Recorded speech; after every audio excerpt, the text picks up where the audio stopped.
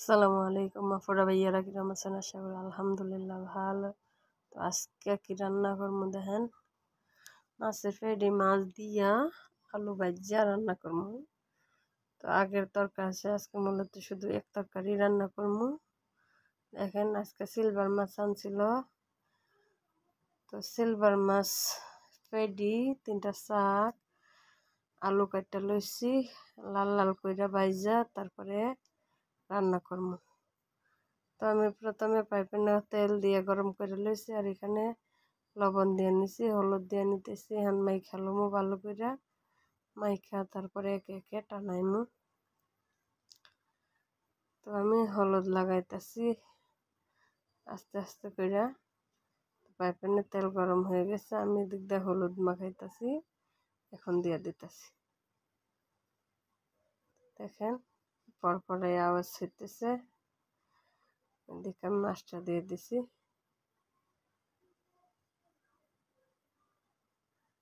পেডিগুলা দিয়ে দিব সাইডে দিয়া। মাছের থেকে মাছের পেডি কিন্তু খাইতে অনেক মজা। সবাই কিন্তু পেডি খাইতে চায় না, কিন্তু আমাদের পরিবারে মাছের পেডি অনেক মজা করে খাওয়া হয়। তো আমি মাছটি টানাইতে দিলাম, মাছ টানানো হয়ে গেল, তখন মাছ নামাইবার পালা। তো আমি আস্তে আস্তে করে নামাইতেছি।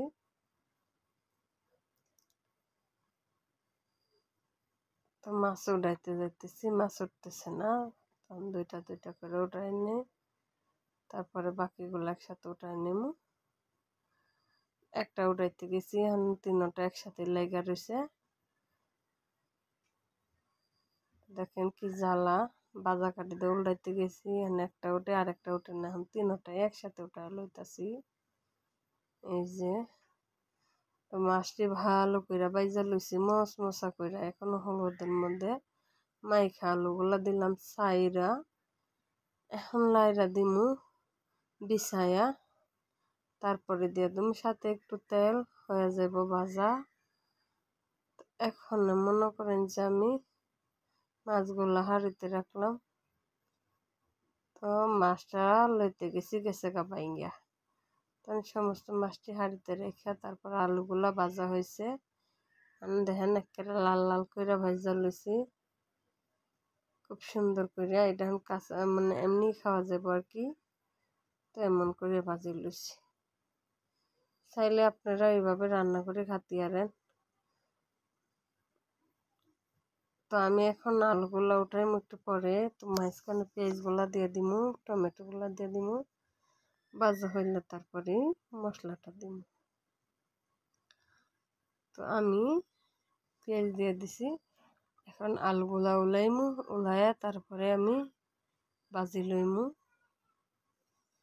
সাইডের থেকে আলুটি উলাইমু আস্তে আস্তে। আর একটু তেল দিয়ে নিলাম, এই যে তেল দিয়ে নিছি, দেখেন কত সুন্দর ভাজা হয়েছে, মাশাআল্লাহ আলহামদুলিল্লাহ।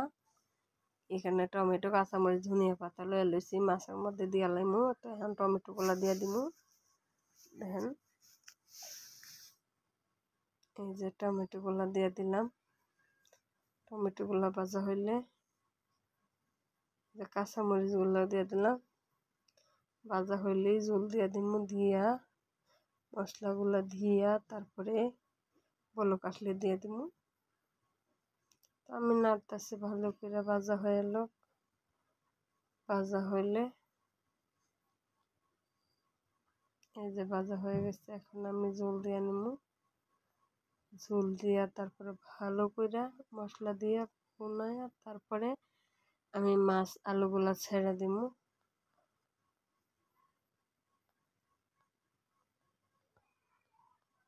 এখন আমি জল দিয়ে দিতেছি, জলটা দিয়ে দিছি।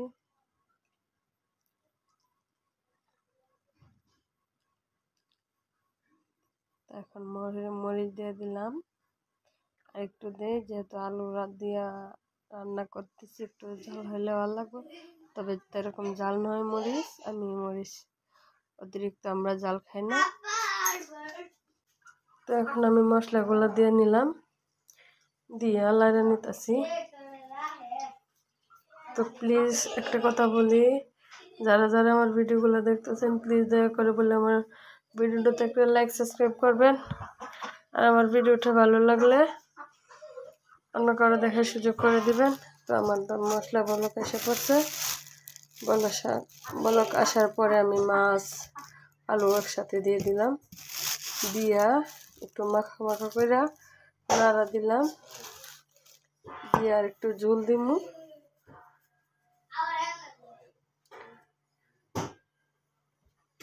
তো দেখেন আমি মাছগুলো আলুগুলো বিছাইলাম, এখন একটু ঝোল দিলাম, দেওয়ার পরে ঝোলটা বলক ফুটাইছে, আর একটু হইলেই লামাই নিম। তো ধনিয়া পাতাটা দিয়ে দিলাম, যেহেতু বড় মাছের পাতা একটু সিদ্ধ হইতে হইব, তাই আমি দিয়া নাড়া দিলাম। ঝোলটা আর একটু হইলে তারপর লামাই নিমু।